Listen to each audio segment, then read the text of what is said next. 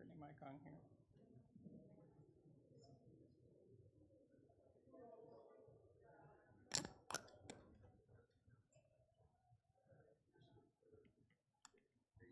Hello? What? All right. Good morning. How much time do I have? Whatever. I don't really care that much. Is it working? Yes. Can people hear me? Yes. That's really what I'm more into right now, but that's okay. All righty. It is a great pleasure for us to be here in Aurelia. As Gary said, my wife, Angie, is from Denison, just down the highway a little bit, so this is our part of the world, and it's always great to be back here. Thank you for inviting me. Thank you for your prayers and your support. We love to tell people about what we do, and we don't get enough opportunities to do that, so it's great to be here. This is my family. That's Angie with the kids. I have 4 kids. We have 4 kids, actually, together. The 2 of us have 4 kids. Elias, Ambrose, Callie, and Maggie. And that was the picture we took during orientation in St. Louis back in 2014. The kids are a little bigger now. I'm also a little bigger now that I think about it. All that good meat down in South America. So Elias is 19. He finished a year at the University of Iowa and now is waiting for his report date to do basic training for the Air National Guard, which is going to pay for the rest of college. So we're pretty excited about that. Ambrose is 17. He'll be 18 in December, right? Yes, sorry. He's a senior in high school. Callie, right next to Ambrose in the blue, is 16. She's a junior in high school. And Maggie is 14. She is a freshman in high school. They all go to school at the Synod's boarding school down in Concordia, Missouri, so at St. Paul Lutheran High School. So we were just down there dropping them off. Maggie's very excited. We are empty nesters now, which is a little weird. I don't know what I'm going to do. I was thinking about it the other day. I was at Hy-Vee thinking about buying food to cook and realizing that I need to get like about 20% of what I normally buy in order to feed this crowd. So they were home with us in Puerto Rico for the summer, although it's not really home for them. They all grew up in Uruguay where we were for the previous 10 years, and so it was like a real long extended vacation for them. It wasn't much vacation because we were unpacking, like how many boxes did we have? 120 boxes, so they had a lot of work to do, so it wasn't that much of a vacation for them, so that's good.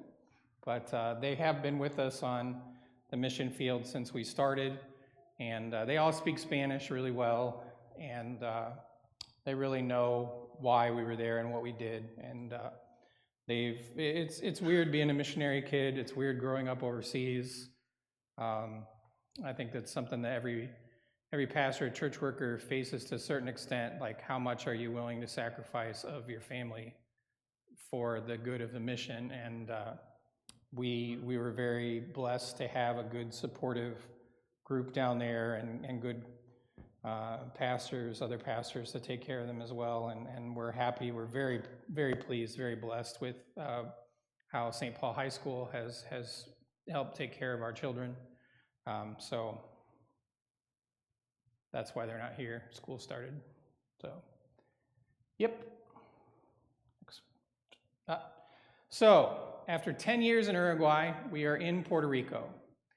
And Puerto Rico is a very interesting place. It is a territory of the United States. It belongs to the United States, but it is not the United States. It is a very unique country. After 10 years of being in Uruguay, it's a little strange. Puerto Rico is both more Latino than Uruguay and more American than Uruguay at the same time. It's a really interesting place. It's not a huge island, like I said during the sermon, and it has about 3.5 million people there. There are actually 8 million Puerto Ricans that live on the mainland, and 3.5 million people that live on the island yet. So it is, I mean, you can tell by looking at it, that does not look like a street in Davenport, Iowa, or anywhere really, maybe Miami. But it is a very unique culture. They're very proud of their culture. They're very proud of their music and their language and of their baseball players and stuff like that. They're very proud of the military service of Puerto Ricans in the military of the United States, even though they don't always, they feel kind of disrespected, but they're very proud that Puerto Ricans have served in every war of the United States since, and disproportionately served in every war of the United States since we took possession of them in 1898. I'm happy when I get to the end, happy to answer any questions you might have about what we do, where we're from, Puerto Rico, ministry, whatever it might be. This is about the journey, not the destination necessarily. So if you have a question, ask, because, like we say when we're teachers, probably somebody else has the same question, right? This is our team in Puerto Rico. I was talking to Missionary Gary a little bit before service. We have a very good missionary team, a very experienced team. Right now we have, not everybody is in this picture, but we have 5 pastors, a deaconess, 2 Lutheran teachers, and a lay missionary who is studying to be a deaconess. It's a great team, and it's good to work in a team. Not every pastor can do that, because we're kind of trained to be lone gunmen a little bit.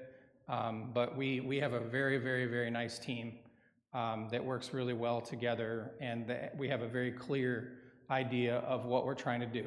And we don't have any other pretenses, we don't have any schemes. All we're trying to do is plant churches. We're telling people about Jesus, gathering together into new congregations. That's it, that's all. And everything we're trying to do is focused on that one goal. And I'm going to talk a little bit about what Angie's up to. And the reason Angie's doing what she's doing is to be able to tell people about Jesus, gather people into new congregations and plant churches. Everything we do is about planting churches. Okay, so let me tell you a little bit about the history of the mission in Puerto Rico. In 1996, the Ohio district of the LCMS just decided, because they had a lot of Puerto Ricans in Ohio, we're going to start a church in Puerto Rico. And they started it out on the west coast in a city called Mayagüez. Mayagüez is the second largest metro area in Puerto Rico. And you can see for 20 years, that was the only church that we had in Puerto Rico. And we have a little graph down there, a little bar, that shows what percentage of Puerto Ricans were less than 30 minutes from an LCMS church. And when we were out in Mayagüez, you can see it was less than 10%. And so in 2016, they had a bunch of ups and downs. Gary can really tell you a lot more about that than I can. But in 2016, they decided to start a second church in Ponce, which is the 3rd largest metro area. And so from 2017 to 2022, now we're getting to about 15% of Puerto Ricans are within 30 minutes of an LCMS church. And it's a long story why we were not in San Juan. It involves the ELCA and trying to divide up the island between various Lutheran churches. That was a huge mistake. If you're going to go to any country, doesn't matter where it is in the world, you need to start in the biggest place you can. And so it was ignoring San Juan, where 80% of the people live, was a big mistake. And we realized this, but ups and downs, personnel changes, whatever. It took until 2022 when the Lord was finally telling us, okay, you can't wait anymore. You got to get up. You got to get into the San Juan area. And so now you can see, now we're jumping up to about 50%. Now that 30 minutes, if you paid any attention at the beginning of my sermon, you know that depends on traffic, right? On a Sunday morning, you can get to our mission in Bayamon from almost anywhere in the San Juan area in less than 30 minutes. Now, if you're trying to go to Bible study on Wednesday night, that's a different issue. That can be an hour and a half, 2 hours sometimes. You got to get through that bottleneck. And so we want to continue to plant churches. Our goal is that every single person on that island is less than 30 minutes with traffic from an LCMS church. That's our goal. And so what we're trying to do from there is branch out from these places, and plant more churches all over the island. And so in the next 5 years, in each of the places we're looking to start little satellite areas, and that's where I come in. I'm starting on the east side of San Juan tomorrow when I get back. I got stuff to do. So, and we're going to start more churches, and then to move on from there to continue to start even more churches until we have that island covered, and people can get to our churches. Because what we found, and we found this all over Latin America, we have people that might listen to a podcast. They might listen to material from Lutheran Hour. They might find a mission on Facebook, but they can't get there. And if they can't get there, it doesn't do them any good. Well, watching on the internet is not the same. They need to be with other Christians, right? And so if they're going to be with other Christians, we need to be there. And that's our plan. Oops, I went too far. There we go. So, Angie went to Concordia Seward. I married her anyway. I went to River Forest. And she is a teacher. Angie taught for 11 years in Baltimore at Baltimore Lutheran School. She taught middle school and high school before we went to Uruguay. She taught at the school in Uruguay. And really, it was Angie they were looking for Puerto Rico.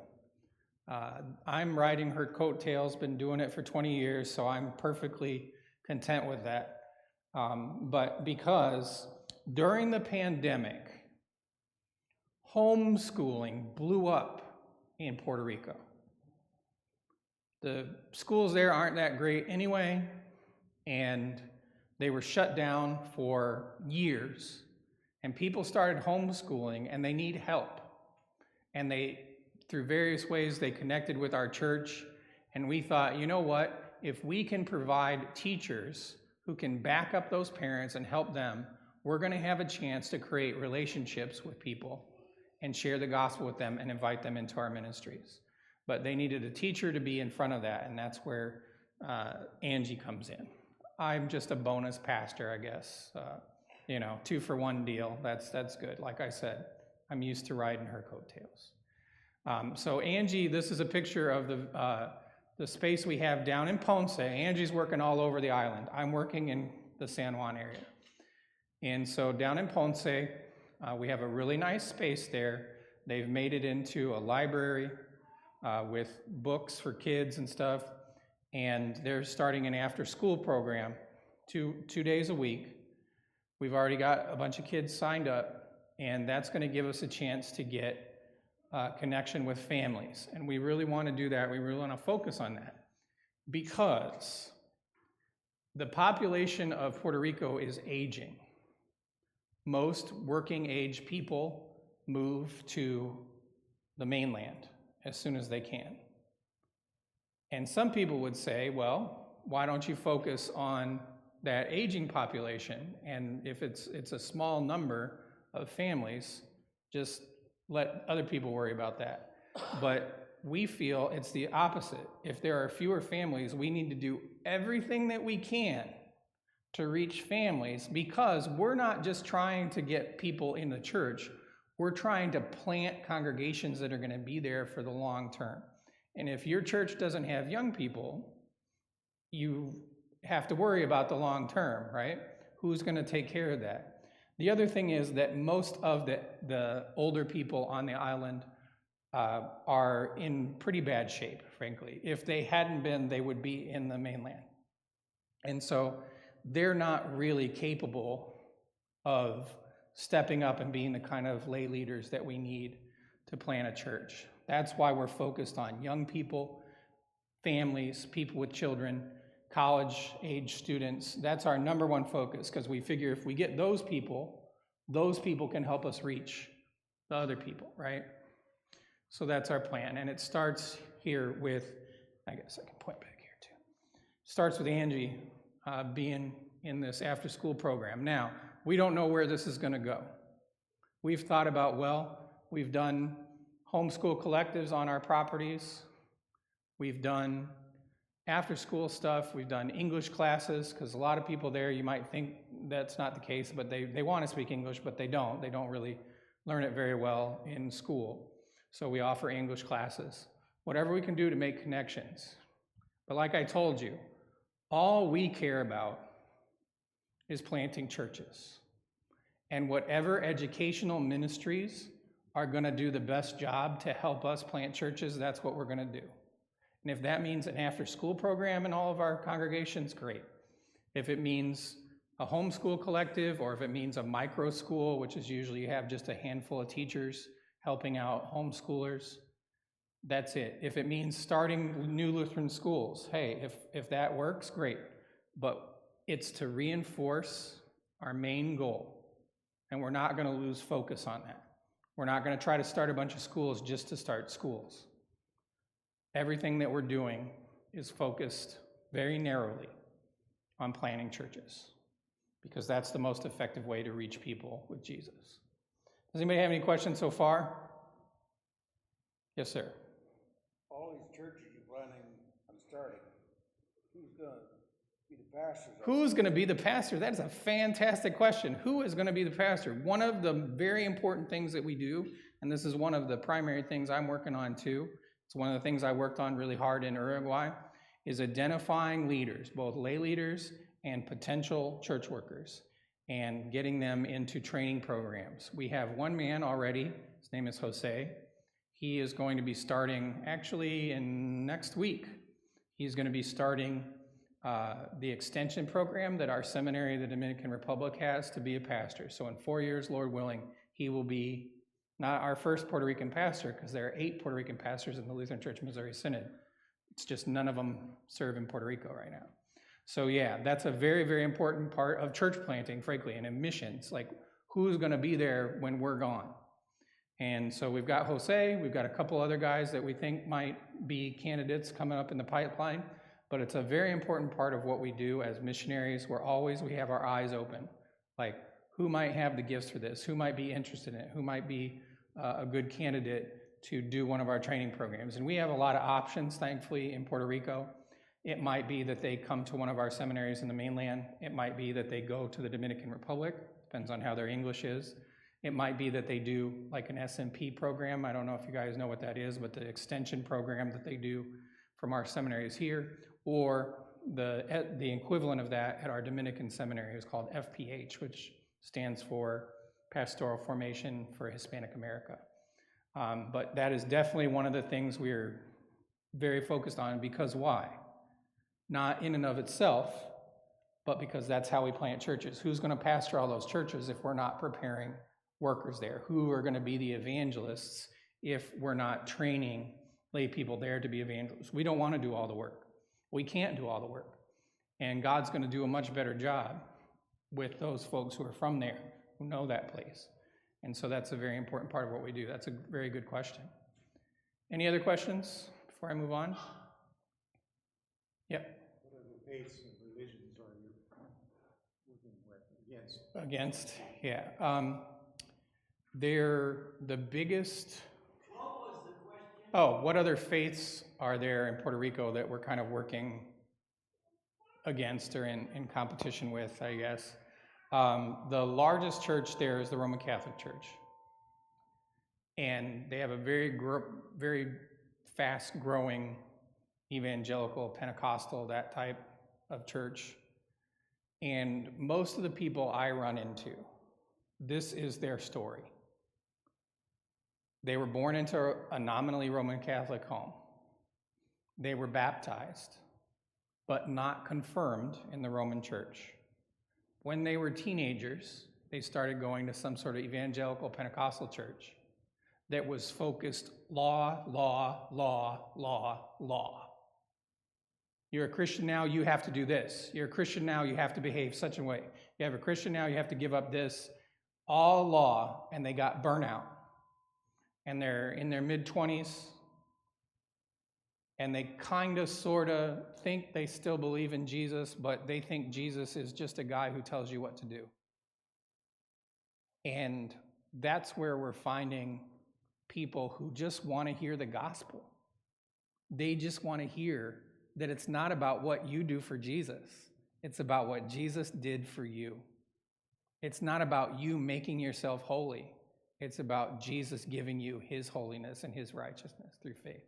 And so, in a way, it's really weird. You wouldn't think it, but they are really preparing the soil for us. They are driving people towards the gospel. And the truth is, there just aren't that many churches that are preaching the gospel. There's a lot of law, but there's not a lot of gospel. We also have Jehovah's Witnesses. The Mormons, not quite so much, because Mormons only go where there's money, and Puerto Ricans are broke. So that's nice, at least. We don't have to deal with the Mormons. But a lot of Jehovah's Witnesses as well, who of course are not Christian. They deny the Trinity and are very legalistic as well. So then, of course, they are heavily influenced by American society. The God of this age is not the Christian God by any stretch of the imagination. So a lot of young people are very, woke and into the woke religion, which is also very legalistic, by the way. And What does the government say, what percentage of the people are Christian? the government says about 70% of the people are Christian, but the attendance is very low. Like on any given Sunday, the attendance there is less than 20%. So, even if everybody only goes once a month, that doesn't add up to 70%. There are a lot of those people, that guy who was baptized and then run out of the evangelical church. If they ask him what he is, he might say he's a Christian. The guy that never got introduced to evangelical church and was baptized, he'll say he's a Roman Catholic, but he doesn't know anything about Jesus. He definitely doesn't know that Jesus is his Savior. So, it's not that different than it is here. It's just, I think that the Roman Catholic background is much stronger there. But it's a background, I imagine most of you are German, right?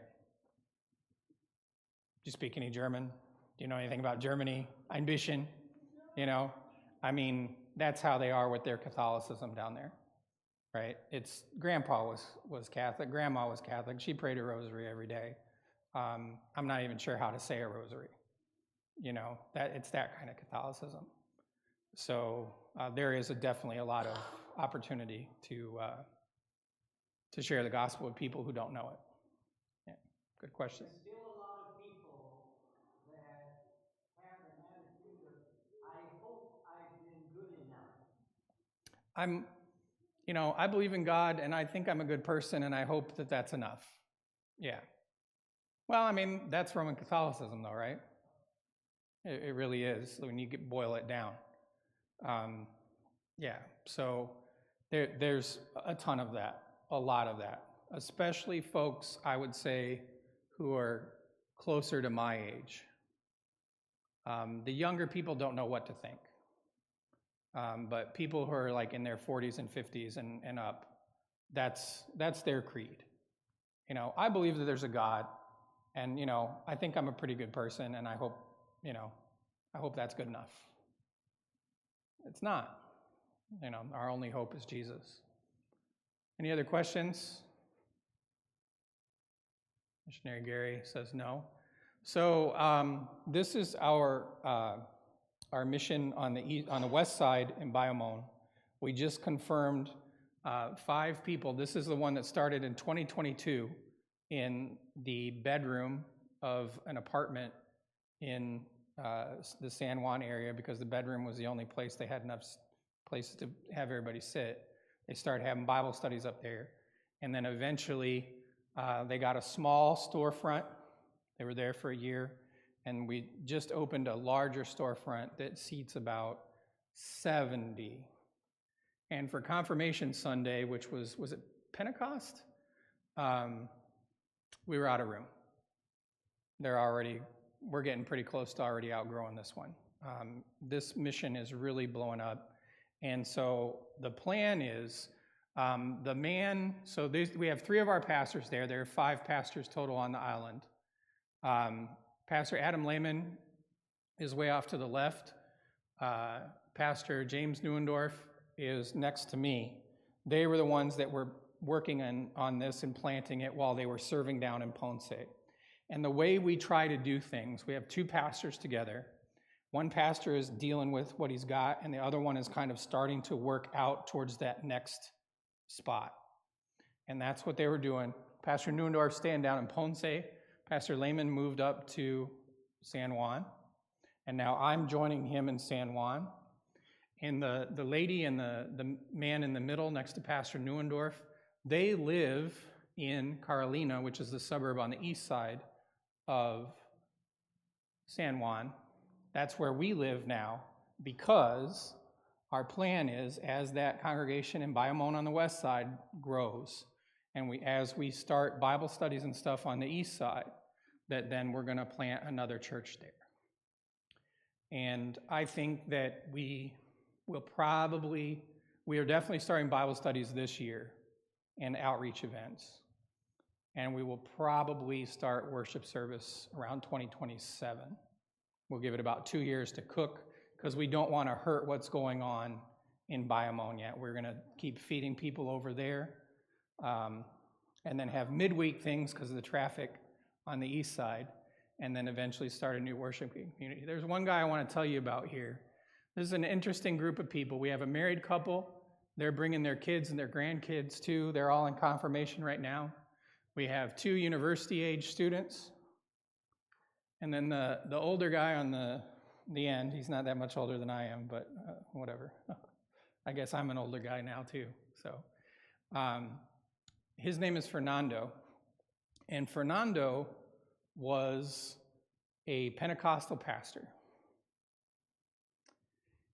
And then he was really burnt out by Pentecostalism. He was kind of burnt out by how they don't really care about Christianity before like 1980,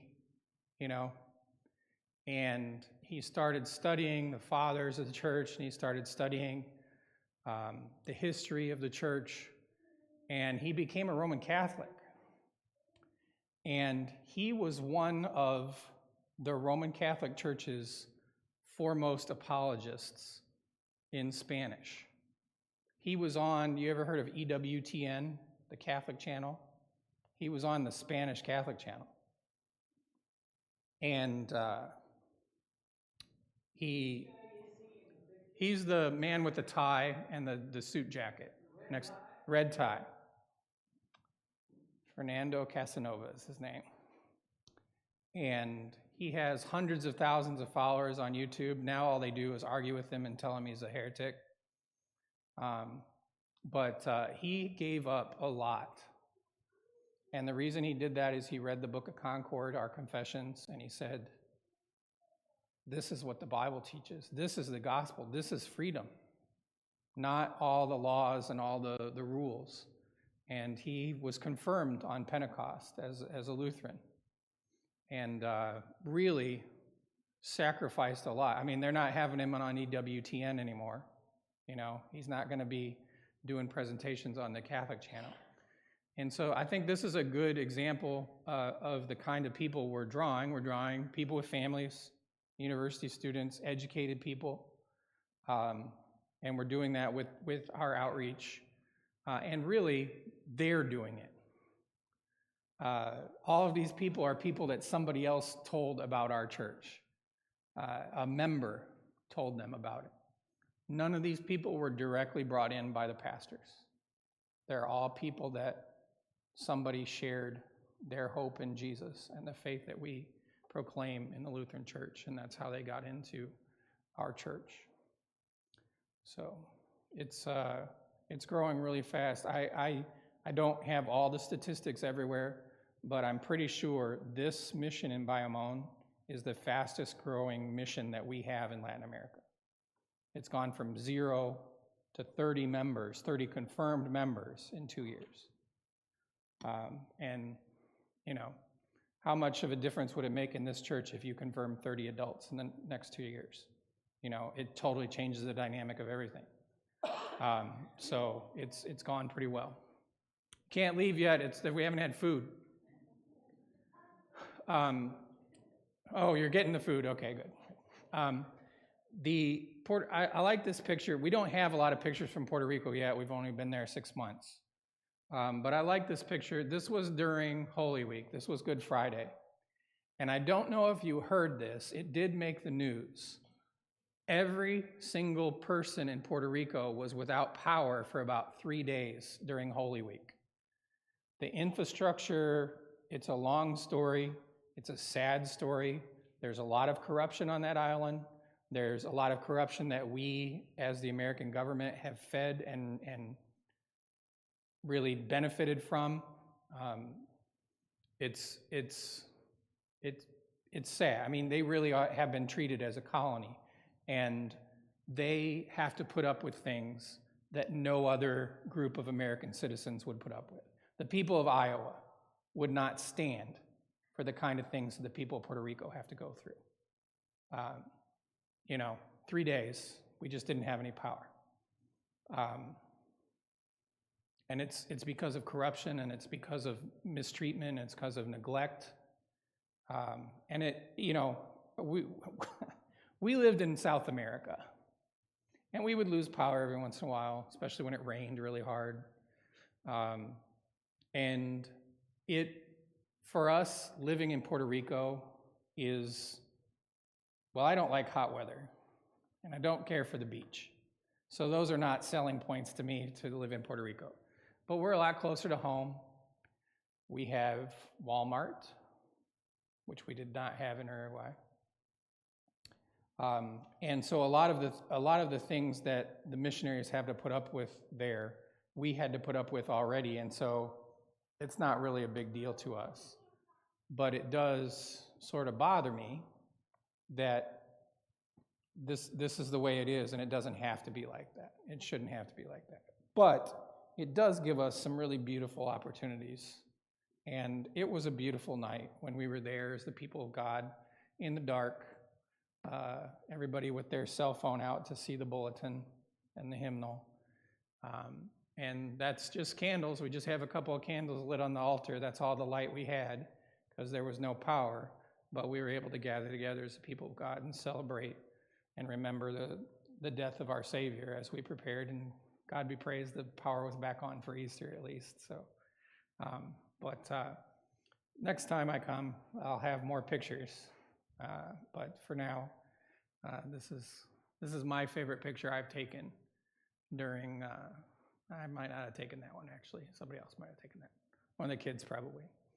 But this is one of my favorite pictures because it's the light shining in the darkness, and the people there, they might think it's sunshine and beach and fun times, but whether they realize it or not, they're lost in darkness, and Jesus is the light of the world, and that's what we're there to give.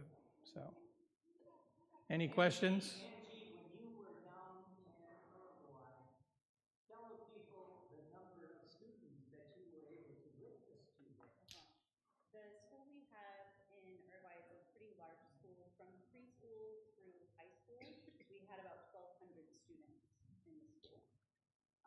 So going from a really big school where I had, classes of 25 to 28 all day long, to now where I'm all over the island and we're just trying to gather people together has been a big difference, but I'm really excited. But those folks down in Uruguay, the 25 to 28 kids she had per class, maybe 2 or 3 per class were Christians. Yeah, probably. Yeah, the vast majority were atheists. So she had a lot of opportunity to share the gospel with those folks down there. And it really trains you in a way, hard work trains you to just like exercise, to share that gospel. Yes, sir. Where'd you say your children going to school at in Missouri? Our children go to St. Paul Lutheran High School in Concordia, Missouri, which is about 45 minutes east of. Is this a boarding school? It is a boarding school. So the Synod used to have a bunch of boarding schools all over. Most of the colleges had a boarding school connected to it. A friend of mine's dad was in the last graduating class at River Forest. They had a boarding school there. And you would go to boarding school, and then you would either go to one of the teachers' colleges to be a teacher, or you would go to one of the junior colleges, and then the senior college, and then the seminary to be a pastor. It was the old German way of doing things. And slowly, those schools closed or merged or something like that. And now the only boarding school that's left is this St. Paul Lutheran High School down in Concordia.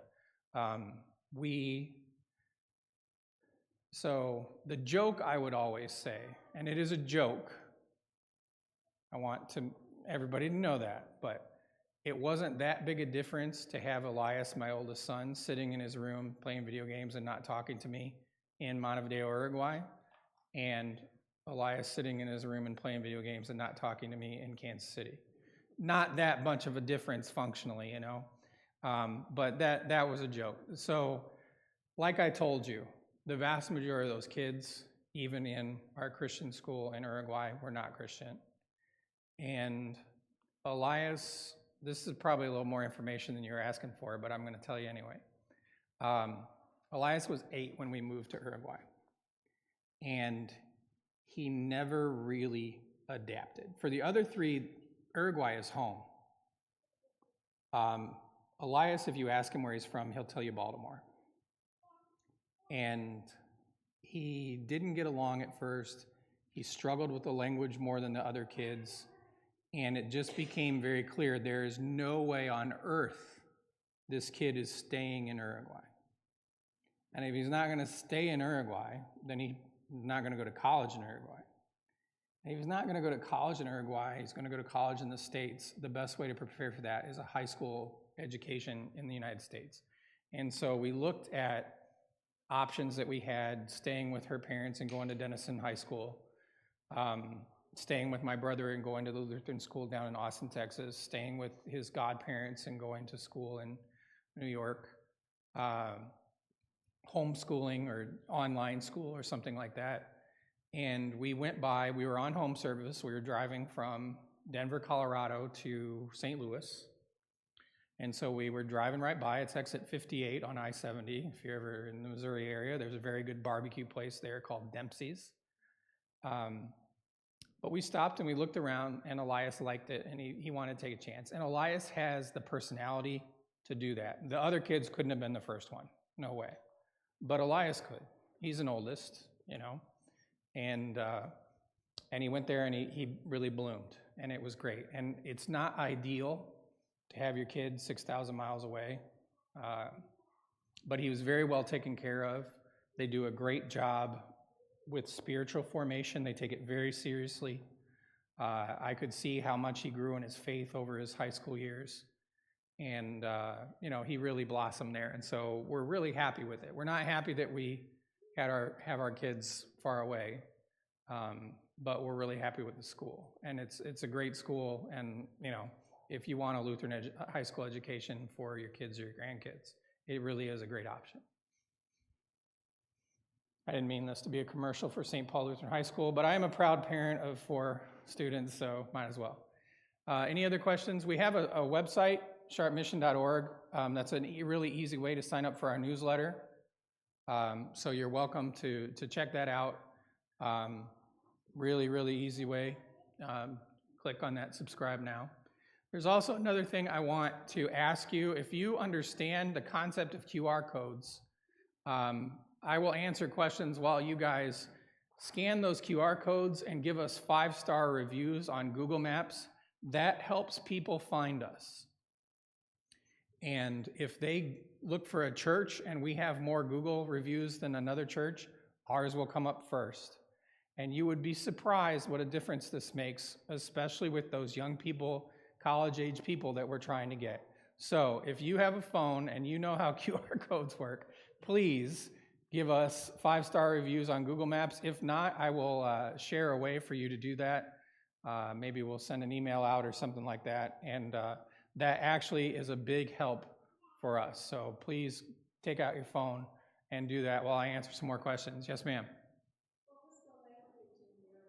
Spanish. And Puerto Rico Spanish as well. So now, there are two very different dialects. And I got there and I thought, like, I'm not sure I speak Spanish because they're very different, and there's history involved all the way back to Spain. The people that went to Uruguay were from a different part of Spain than the people who went to Puerto Rico. Mostly it's close to the United States. They use a lot of English words that they just drop in the middle of a sentence for no reason, even though they don't speak English. A lot of people who are bilingual, they will just start talking like this, and then they'll say, and so he went to the mercado, y después de eso, he went there, and they'll just drop. And they talk really fast, a lot faster than Uruguayans. So it's been kind of a struggle, but yeah, they do speak Spanish there. It's like my dad's family is Southern, and they're, I can say that because it's my family. They're hillbillies from northeastern Arkansas. And when we would go visit my dad's family, especially his aunts and uncles, I couldn't understand 80% of what they said.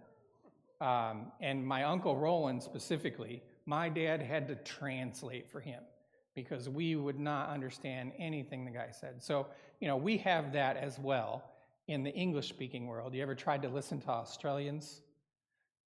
It's almost like it's a different language. But yeah, and it's a lot easier for us now, having spent 10 years in Uruguay. But it's definitely an adaptation. Yeah. Any other questions? Yes, ma'am.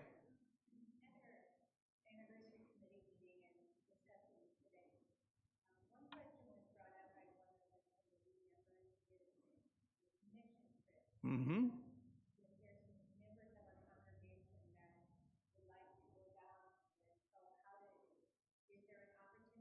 Yep, there sure is. Let me go all the way back and I'll show you our team. Oh, this is going to take forever because all these animations. That wasn't as good an idea as I thought.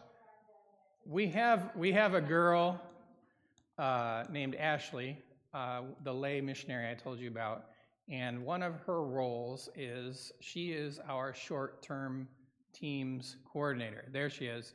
She is the young lady in the black shirt right underneath Pastor Lehman on the left side of Ashley is in charge of our short-term teams. Now, you're not the only ones that had that idea because it's really easy to go to Puerto Rico because it's close, relatively, and you don't need a passport.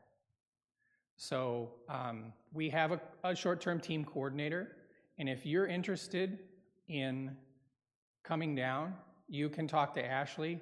I do know that we're full for 2025 because one of the reasons we're not just hosts for short-term teams. We have actual jobs to do, and we kind of plan a lot of our ministry around the short-term teams because we're able to use those short-term teams as a critical event to reach more people, and then we can follow up. But if all we had was short-term teams all year, we would never be able to do that follow-up. So I'm pretty sure we're booked for 2025, at least the summer. The fall and the winter, you might be able to find something, but we are booking for 2026. So, and I find, in my experience, that it takes a long time to really put together a good short-term team to figure out what you're going to do, where you're going to go, who's going to go, to raise the money that you need to raise and stuff like that. So now is a good time to start to think about next year. Yep. And we've had groups that are all from one church. Yeah. But we've also had groups that were different churches that came Yeah, we've had groups that are all from one church. We've had individuals from different churches in an area all come together. We've even had two churches in two completely different states that didn't know anything about each other, but got together, and we have need for construction teams. We have need for English camps. That's something that is really useful for us. We'll get maybe some of those kids from the after school program and their parents together and say, hey, we're going to have an intensive week of English with all these nice people from Iowa who have a perfect accent. And, you don't have to worry about unlearning the terrible Boston accent or something like that, right? We work very closely with Ashley Laird. Yeah. We help support Yep. her as well. Yep. So if you needed any contact-wise, Yeah, if Ashley doesn't get it done, just tell Missionary Gary he'll light a fire under her. But no, she's a great girl, and she works really hard. And if when you're ready to start thinking about dates and stuff, let me know. I'll put you in contact with Ashley, and she'll guide you through the rest of the process. Yep. Yes, sir.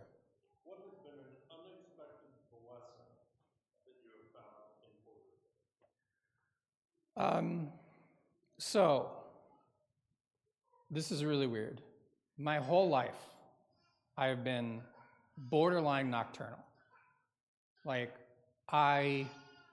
when I was in high school, I would wake up the last minute humanly possible. I would be groggy all morning. I really didn't start to get my juju going until the early afternoon, And this is back before the days of coffee. This is just when I've always been like that. I'm always a late night person. When I was in Uruguay, I would be done. We ate dinner really late, like Latin Americans, so we would be getting done with dinner at like 10:30.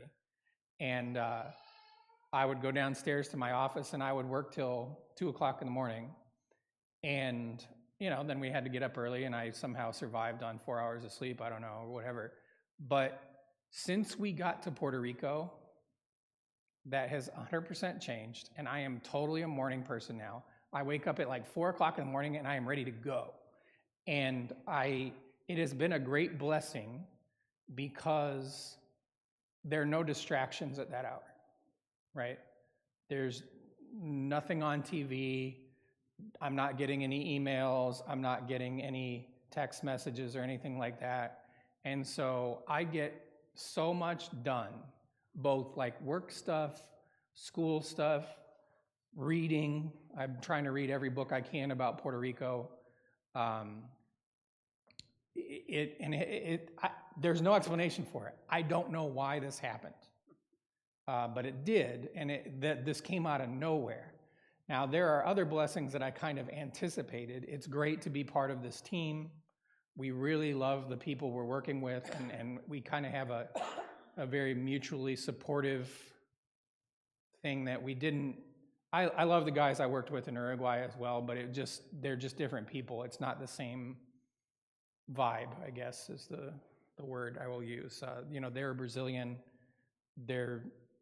It just isn't the same like go team sort of attitude that we had here. We all kind of had our own thing, and we did that. Here in Puerto Rico, we're all working together, and it's so much easier when you're locked arms and marching together. It really is. So that's been a blessing, but I kind of thought that was going to happen. But we're James Sharp, morning person. My goodness, I did not see that coming. But it's been really good. And Puerto Ricans are different. I mean, they're, like I said, they're Latin Americans, but they're more like Americans. They eat dinner earlier, they go to bed earlier, they get up earlier. So it's been good to kind of shift towards more like they behave. So yeah. Any other questions? Yes. Are you able to speak pretty openly? Is there any resistance, whether it be the government or the communities? No, it's funny. Uruguay is very anti-Christian, and you would get a lot more resistance, both from the things that we could do legally as a church to like individuals. Puerto Rico, because they have that historic Catholic majority idea, Puerto Rico, is more open, amenable to doing the work of an evangelist. Even more, I think, than the United States now. Like the wokeism hasn't taken over the government there the way it has in a lot. I mean, I'm from Illinois. Holy cow, the People's Republic of Illinois. It's amazing what has happened to Illinois. I mean, the governor, the government, they are trying to they shut down churches during the pandemic, left the liquor stores open. They, did all kinds of things, took away Lutheran Family Child Services can't do adoptions anymore because we wouldn't place with gay couples and stuff like that. There's none of that in Puerto Rico, even though in a lot of ways they're more from the Democratic Party. The politics there are really complicated, so I won't get into that. But so there is, talking about unexpected blessings, I didn't really think about it, but we do feel a little bit freer to do what we need to do. So that's good too. Good question. Trying to get back to the QR codes in case anybody. They did. They got a lot of rain. It's fun. I was saying my hurricane preparedness strategy is just not to be there when the hurricane comes. So I got that. I'm 1 for 1. There's nowhere in Puerto Rico that's safe from hurricanes. It's a small island. It's like if a tornado came across Aurelia, there's nowhere to hide, right? It's going to come. This current hurricane, Erin was its name, right? Got a lot of rain. When there's rain, there's flooding. When there's wind, people lose power. That did happen quite a bit. There were lots of people who were without power for a couple days. But it's nothing like Hurricane Maria in 2017, which just absolutely devastated Puerto Rico, and they still haven't recovered from it. So, yeah. The hurricane season is from July 1st to September, right? Or is it June? I think maybe June, but that might just be when everybody gets ready. Right. And on the first Sunday in June, we do We do a prayer for hurricane season that God would protect us. Because it really is, upper Midwesterners understand what a tornado's like. And tornadoes are probably, I don't know if worse is the right word, but they kind of come out of nowhere. We have several days of warning usually for a hurricane, but it's the same kind of thing. Like, it can just be completely devastating, and there's nothing you can do about it. But thanks be to God, He spared us from this one. And there's another one developing farther. It's farther south, like going towards the Lesser Antilles and the Southern Caribbean. But if it turns north, it's going to go straight across Puerto Rico. And the thing about it is the islands are small enough that, like, we had hurricanes on the East Coast when we lived in Baltimore, but once they hit land, they slow down really quickly. But the islands in the Caribbean are so small that crossing land doesn't really affect them, and so it will just right across. And there's not much you can do about it. I think of those first people, like the first Spaniards that showed up there and thought, oh, this is awesome, beautiful, look at the trees and the beaches and everything, this is like paradise. And then the first hurricane came, that they don't have to deal with those things in Europe. But yeah. I'm getting used to Spam. I've tried every variety of Spam. Yeah. Oh, they love Spam. They love Spam, but specifically because it's connected to hurricane prep, And so I'm like, well, if I'm going to have Spam, I'm going to figure out. I like turkey Spam, I decided. Oh, of course, fried. Yeah, I told you my parents are hillbillies, right? I've had fried Spam a lot, but I figured out that I do like the turkey Spam. And I like the low salt Spam better than the regular Spam, which I did not think I would. So yeah. hurricane prep. How are we doing on time? Food ready? Not quite? All right, more questions then. What are the primary locations of the island? Of Puerto Rico, that's a good question. What do people do? What's the economy? Now it's mostly service and tourism. There's a really long story about our economic relationship with Puerto Rico.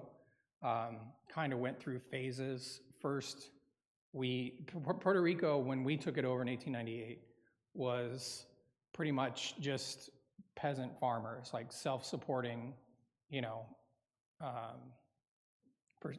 do we call that? Subsistence farming, right? Most people were farmers. They grew what they needed, and that was it. There was coffee, but that was the only kind of commodity crop that they had. When we took it over, it's really a strange coincidence, but the first governor appointed by the President of the United States was on the board for the Domino Sugar Company. And for some reason, we changed it to a sugar economy. And they got rid of all those subsistent farms and bought up, and they became big sugar plantations. And then the sugar economy kind of tanked, and Puerto Rico was in pretty bad shape. They had something called Operation Bootstrap, where there were subsidized really cheap flights for Puerto Ricans to leave the island and come to the United States. And the economy was just dying. And so we made a law that did what was called a triple exemption from taxes to encourage American companies to go there. And so some small manufacturing, and especially like a lot of pharmaceuticals, went there because you were exempt all that you spent and your profits were exempt. And then there was some other, like basically you paid no taxes, and companies could stash their resources in Puerto Rico and not pay taxes on their income. And so it was great. And it's Puerto Rico economic miracle, right? But as soon as they got rid of that, and that was during the Clinton administration, all those factories closed. And so when we drive to the mall, there's a giant old pharmaceutical factory that's just empty. And so all those jobs left. So your kids are graduating from high school and college. There's nothing in Puerto Rico anymore. So they go to the mainland, and that just spirals. The biggest employer is the state or the island, the Commonwealth of Puerto Rico. Second biggest employer is the federal government, because and it's mostly Social Security Administration and stuff like that. So the economy is not on a very solid footing, and that's one of the things we worry about, like how many of these kids that are coming to faith are going to stay, like Jose, who's going to be a pastor. He's committed to it, that's great, but like those other two kids that I showed you, I mean, the chances are that they are going to go to the mainland eventually. But one of the things that happens is people tend to come back when they're older to live on the island, to retire and stuff like that. And there are way more Puerto Rican Lutherans in the United States than there are in Puerto Rico. One of the reasons we want to plant churches is because people will come back, and we want there to be a church for them to go to. But the economy's a mess, and if anyone knew how to fix it, they might, but I don't think they know how, and even if they know how, I don't think either party really cares about Puerto Rico very much. So I don't see anything really happening that way. It's a good question. There's a ton of tourism, yeah. There are a lot. You go all around the island, and there are lots of resorts and stuff like that. Mostly beaches, but Puerto Rico has a little of everything. It really is a beautiful little. I mean, we came from Uruguay. Now Uruguay's on the ocean, so it's got that going for it. But that's about all it has going for it. And like driving from Montevideo up to our mission in Salto in the north was a lot like driving from Davenport to Sioux City. And it's like, oh, this is boring. Oh, this is boring. Oh, there are finally some hills. Oh, hills. That's nice.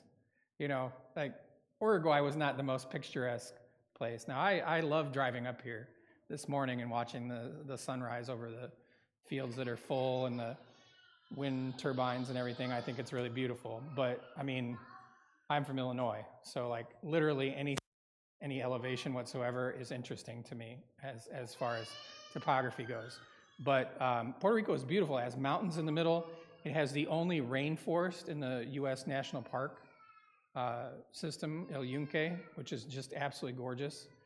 And so there is a lot of tourism, not just beaches, but obviously, you know, if it's December in Minnesota and you can, you know, grab Southwest and fly down to Puerto Rico, you're gonna go to the beach if you're into that. So, but yeah, and then Old San Juan is really interesting. I mean, it was built by the Spaniards in the early 1500s, and they've got the old forts and everything there. It's really cool. I mean, it's worth visiting, and a lot of people do come by because a lot of cruise ships leave from San Juan. So a lot of people fly to San Juan and then get on the boat and take it around the Caribbean and stuff. So that's an important part. One of our members at the Bayamon congregation works at the fort, works for the National Park Service. So yeah, tourism is a big thing. Oh yeah, I mean we've had at the church in Bayamon, and this is once again one of the reasons why you plant churches.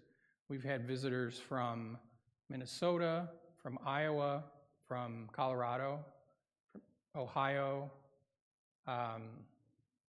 Where else? I'm trying to think, but we've had lots of visitors.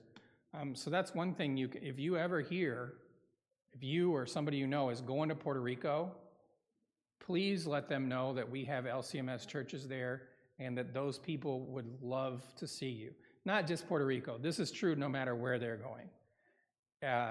When we would occasionally have a visitor in Uruguay, it was like the biggest deal. Because you got to understand, these people are a minority of a minority of a minority. They, you know, all the Lutherans in Uruguay could fit into this church very easily. And when people from abroad come and visit their churches, it's a big deal because it reminds them that they're part of something bigger than just this small group that they see. So if you're ever traveling abroad, if you know anyone who's traveling abroad, please tell them, look up the Missouri Synod or our partner churches there and go to church.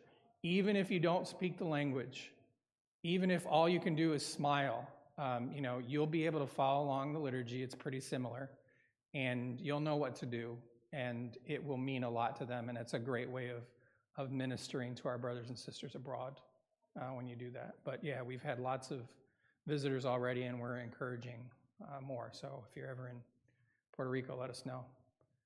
I see people sneaking out. Does that involve food? Are we ready? 10 minutes. I think I've said everything interesting there is to say. I don't know.